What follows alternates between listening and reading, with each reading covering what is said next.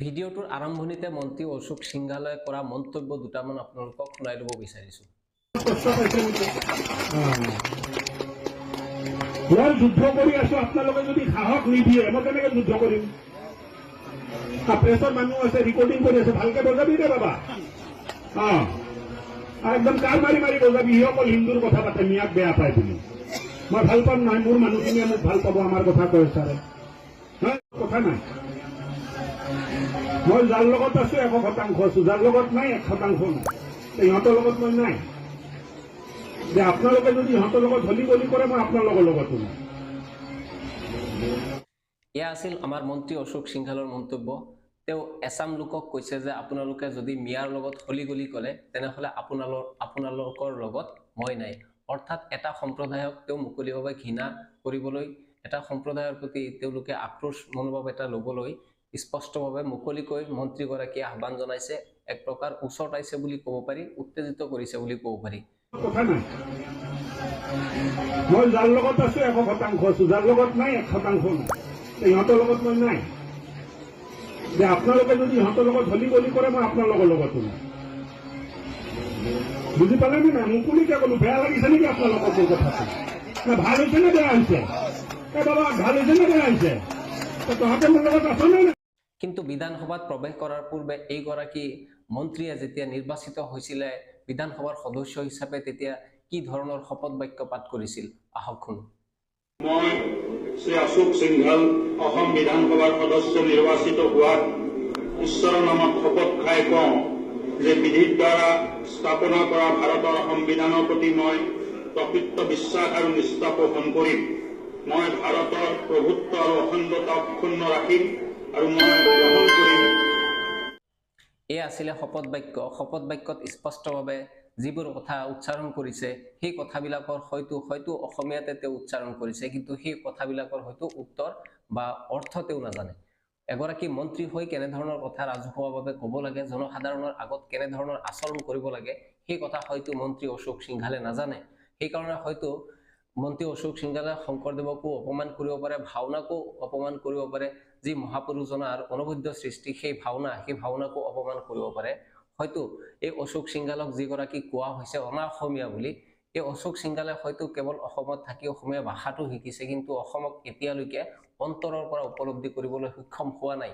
অন্যথা যদি এনেধৰণৰ যি অসমৰ কলা কৃষ্টি সংস্কৃতি বা অসমৰ যি অসমীয়াত্ব সংস্কৃতি যি আছিলে, সেয়া যদি তেওঁ অন্তৰৰ পৰা উপলব্ধি কৰিব পাৰিলে হয়, আঁকোৱালি ল'লে হয়, তেনেহলে আজিৰ তাৰিখত এনেধৰণৰ মন্তব্য তেওঁ নকৰিলে হয়।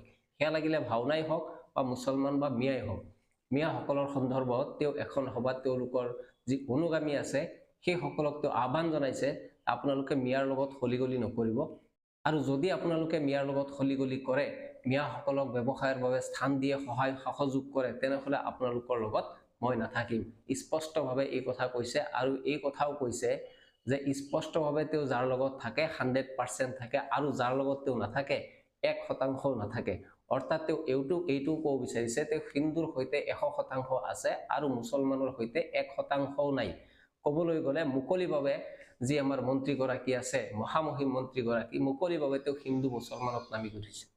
এগৰাকী মন্ত্ৰীয়ে এনেধৰণৰ কথা কেতিয়াও পাতিব নালাগে। এগৰাকী মন্ত্ৰীক এনেধৰণৰ কথা ক'বলৈ সংবিধানে অধিকাৰ নিদিয়ে। এগৰাকী জনপ্ৰতিনিধি যেতিয়া হয়, ৰাইজৰ ভোটৰ দ্বাৰা যেতিয়া নিৰ্বাচিত হয়, তেতিয়া সেই জনপ্ৰতিনিধিগৰাকী এই গোটেই সমষ্টিখনৰ বা গোটেই ৰাইজৰ জাতি ধৰ্ম ভাষা বৰ্ণ নিৰ্বিশেষে সকলোৰে প্ৰতিনিধি হয়। কিন্তু শেহতীয়াকৈ মন্ত্ৰী অশোক সিংঘালে কিহৰ তাৰণাত, কিহৰ ৰাগিত তেওঁ ইমান উন্মাদ হৈ পৰিছে, সাধাৰণ সচেতন মানুহে ক'ব নোৱাৰা কথা তেওঁ ৰাজহুৱাভাৱে তেওঁ আহ্বান জনাইছে। এই কথাষাৰ মন্ত্ৰী অশোক সিংঘালে বুজি পাব। মন্ত্ৰী অশোক সিংঘালে হয়তো জানে বা হয়তো এই কথা বুজি পায় যে তেওঁৰ ওপৰত কোনো ব্যৱস্থা ল'ব নোৱাৰে, কাৰণ মুখ্যমন্ত্ৰীগৰাকীয়ে নিজেই ইয়াতকৈ ভয়ংকৰ কথা কৈ থৈছে। গতিকে মুখ্যমন্ত্ৰীগৰাকীয়ে তেওঁৰ ওপৰত ব্যৱস্থা ল'ব নোৱাৰে। মুখ্যমন্ত্ৰীয়ে এটা সময়ত কৈ থৈছিলে যে ইছলাম কো মে খতম কৰ দুংগা, অৰ্থাৎ ইছলামক তেওঁ শেষ কৰি দিব, ধ্বংস কৰি দিব।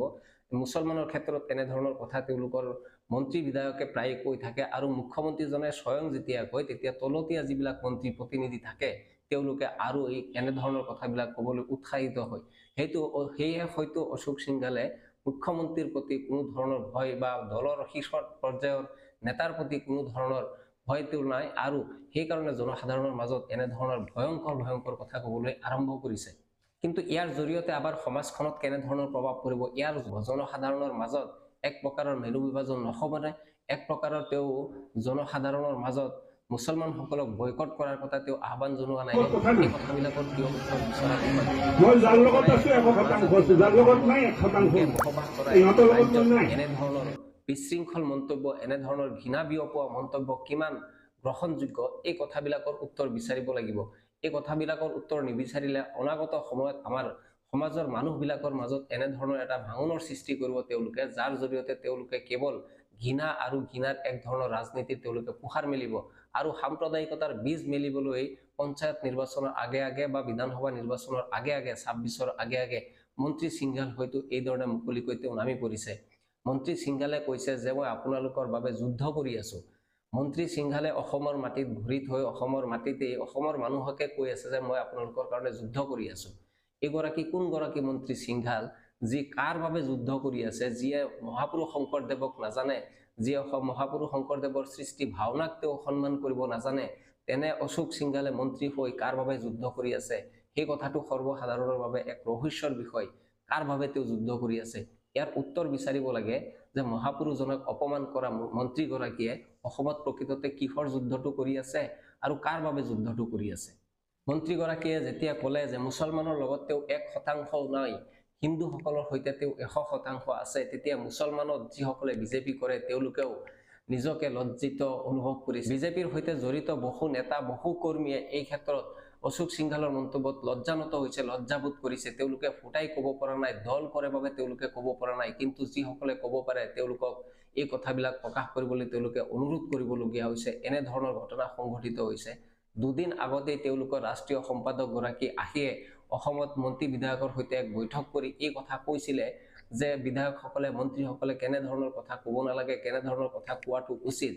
আৰু সেই বৈঠকৰ 2টা দিন পাৰ নহল, মন্ত্ৰী অশোক সিংঘাল লাগি গ'ল এনেদৰে সাম্প্ৰদায়িক বিভাজন আনাৰ কাৰণে, সাম্প্ৰদায়িক বিহবাস্প বিয়পোৱাৰ তেওঁ লিপ্ত হৈ গ'ল। মন্ত্ৰীগৰাকীয়ে তেওঁলোকৰ ৰাষ্ট্ৰীয় যি সম্পাদক আছিলে তেওঁৰ প্ৰতি কেনেধৰণৰ শ্ৰদ্ধা পোষণ কৰিলে। তেওঁ শপত বাক্যত কৈছিলে যে শ্ৰদ্ধা সহকাৰে তেওঁৰ দায়িত্ব পালন কৰিব, সমদৃষ্টিৰে তেওঁ দায়িত্ব পালন কৰিব, কিন্তু এটা সম্প্ৰদায়ক তেওঁলোকে বয়কট কৰাৰ নিচিনা তেওঁলোকে কৈ আছে যে এইটো সম্প্ৰদায়ৰ লগত আপোনালোকে মিলা মিছা নকৰিব, এওঁলোকৰ লগত যদি আপোনালোক থাকে তেনেহলে মই আপোনালোকৰ লগত নাই। মন্ত্ৰী এগৰাকী এনেধৰণৰ কথা ক'ব পাৰেনে? মন্ত্ৰী এগৰাকীৰ মুখৰ পৰা এনেধৰণৰ কথা শুবা পায়নে? এই কথাবিলাকৰ প্ৰতিবাদ হ'ব নালাগেনে? এইগৰাকী মন্ত্ৰী অশোক সিংঘাল মন্ত্ৰিত্বৰ দায়িত্বত থকাৰ অধিকাৰ আছেনে? তেওঁৰ যি মন্ত্ৰিত্বৰ যি পদমৰ্যাদা তেওঁ ৰক্ষা কৰিছেনে? এখন ৰাজ্যত গোটেই জনসাধাৰণৰ মাজৰ পৰা এটা সম্প্ৰদায়ক তেওঁ বয়কট কৰিবলৈ কৈ আছে, এটা সম্প্ৰদায়ৰ লগত তেওঁ নাযাবলৈ মানুহক আহ্বান জনাই আছে।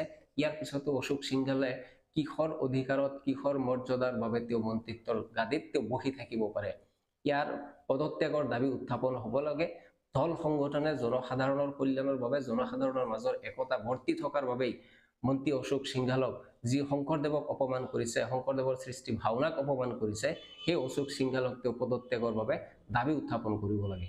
মন্ত্ৰী অশোক সিংঘাল অসমৰ বাবে কল্যাণকাৰী নে ভয়ংকৰ, এই সন্দৰ্ভত আপোনালোকে কি ভাবে নিজৰ মতামত আপোনালোকে জনাবলৈ নাপাহৰিব। আৰু এনেধৰণৰ ঘটনা বা এনেধৰণৰ মন্ত্ৰী বিধায়কসকলে এনেধৰণৰ যেতিয়া মন্তব্যবিলাক কৰিব তেতিয়া সমাজখনৰ বাবে কিমান ভয়ংকৰ হ'ব পাৰে সেয়াও আপোনালোকে নিজে বিবেচনা কৰিব।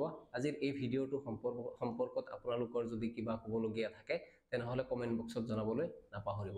ধন্যবাদ।